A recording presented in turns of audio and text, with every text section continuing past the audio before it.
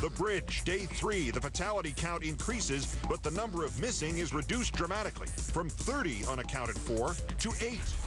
The bridges of every county, how the endless war and endless spending crippled our ability to repair or just check our infrastructure. In a measure of what constitutes good news in Minneapolis this week, officials in that morning city today say the number of people believed missing has been reduced to 8. It had stood as high as 30 just yesterday. In our fourth story tonight, the confirmed death toll, meanwhile, went up by 2. The official tally standing at 6 tonight. Almost 80 people were injured, several of whom remain in critical condition this evening. Divers returned to the water earlier today after the Army Corps of Engineers lowered this stretch of the Mississippi River by 2 feet to help those divers better search for bodies in the murky and treacherous waters. Normal visibility in that river at that place at this time of year estimated at 1 foot. They found 5 more vehicles submerged, but no more bodies. Among those still missing, though, a 23-year-old woman, 5 months pregnant, and her 2-year-old daughter.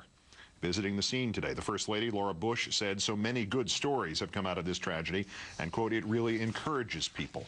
Her husband will arrive there tomorrow, a White House spokesman today saying his trip will include a briefing on the situation as well as time spent comforting people there 3 days after it happened.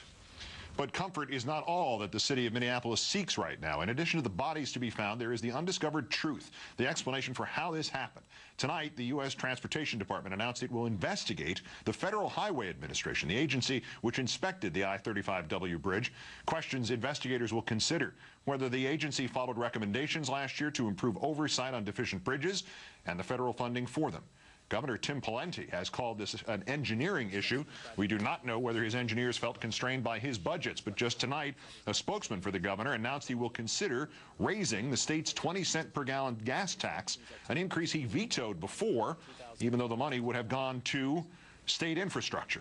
Earlier today, Minnesota Senator Amy Klobuchar referred to the, quote, messed up priorities of spending $500 billion in Iraq while bridges crumble at home.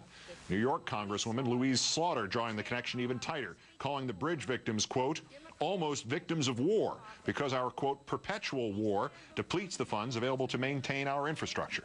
By some estimates, bringing all of America's bridges up to satisfactory condition would take nearly $190 billion. The Iraq war now estimated at costing about $500 billion. It almost takes a Rhodes Scholar to analyze all this. Fortunately, Rachel Maddow is that and more, including host of her own show every weeknight on Air America Radio. Rachel, great thanks for your time. Hi, Keith. Republicans, including Governor Pawlenty, President Bush, have demonized taxes, demonized any Democrat who ever said tax hike could improve our lives, save our lives at home. Does the governor's reversal tonight suggest maybe somebody is going to start having sane, reasoned discussions about taxes and when they're needed? I hope so. I really do. But I have to tell you, I'm just so steamed about this. And everybody who I've talked to about it this week in my personal life and on the radio, everybody that I know I've talked to about this is steamed as well. Because there aren't Republican bridges and there aren't Democratic bridges and there aren't Republican sewers and Democratic levees. We're a country that as a whole is paying this incredible, deadly price for a brand of American conservatism that hates and demeans government and that has defined any sort of spending on anything for the common good as something that's soft-headed and suspect. And it's a brand of conservatism that goes back to, you know, Reagan's first inaugural, where he defined government as the problem, and to Barry Goldwater before him. And the Republican Party right now defines itself as uncritical inheritors of that legacy.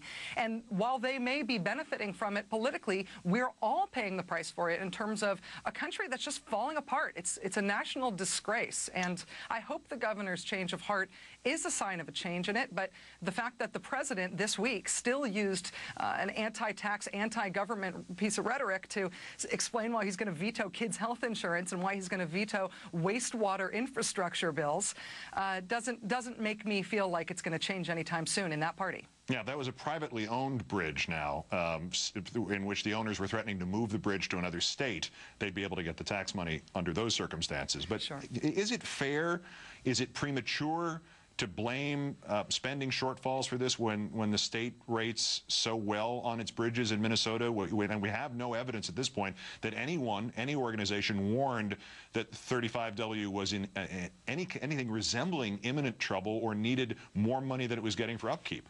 Well, that's the single scariest thing about that, is that Minnesota fares so well compared to the rest of the country in terms of its infrastructure and its upkeep. That's the scariest thing. The fact that a major bridge like this, carrying between 140 and 180,000 cars a day, can be rated at 50% structurally sufficient, and that doesn't slate it for replacement or major repairs. Because compared to what else we've got going on in the country, that actually means it's looking pretty good. That's the scariest element of all of this. If you only look at bridges that carry 190,000 cars a day, there are at least 20 that rate worse than that bridge that collapsed in terms of their structural sufficiency. Minnesota is actually looking good. They're trying to define this as an anomaly. It's the scariest part of all of it. Right, you're right. If this is the leadership state and its bridge has fallen down, what happens to the 50th ranked state? Exactly. But now the White House wants all the states to shoulder as much of the burden of government and governance as possible. Is that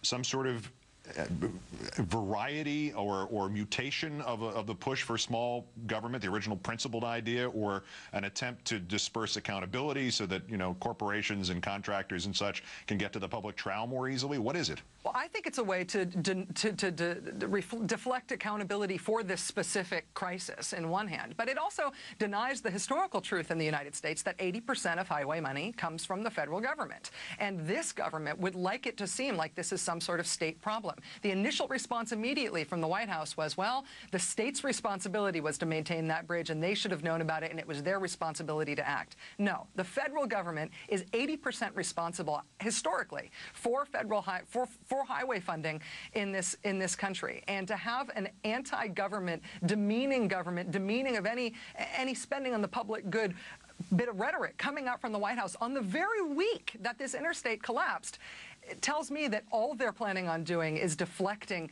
the responsibility. Rachel Maddow of Air America, great thanks. Great thanks for coming in, and have a good weekend. You too, Keith.